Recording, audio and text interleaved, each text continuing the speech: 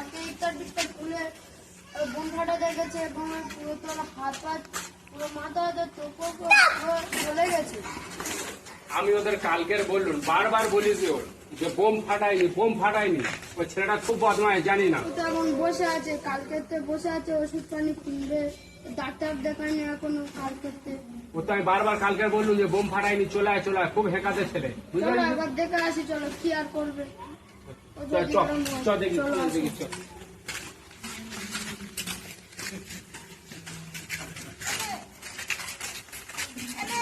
এনে 500 টাকাটা তুই রাখ, ঠিক আছে? ও দিতে হবে তো, চল রাখ। চল চল তাড়াতাড়ি চল, আজ শুক্রবার, ও ডাক্তার মানে করে আসিস। আসো। চল একদম সামনে চল। চল দেখি কি হচ্ছে, চল। চলো। এ মুজাহিদ। এই তো বসে আছে, চলো। বুঝতে হ্যাঁ, কিরম আছিস? এই আসি আমার। দেখো দেখো হাত পা কি করে দেখি হাতটা কি হয়েছে দেখি। শুনো, বারবার বললুন যে বোম ফাটায়নি। তুই কি বোম ফাটাতে গেলি? আজ তো বারবার কাল বলে চলে আয়, বোম ফাটায়নি। তো এই অবস্থা তো আজকের ওদিন দেখি হাতটা কি হয়েছে, দুটো হাত সব পুড়ে গেছে, কপালে সব। কি অবস্থা দেখ, চোখ মুখ পুরো একদম পুড়ে গেছে। এখন কি খবরটা কি বল?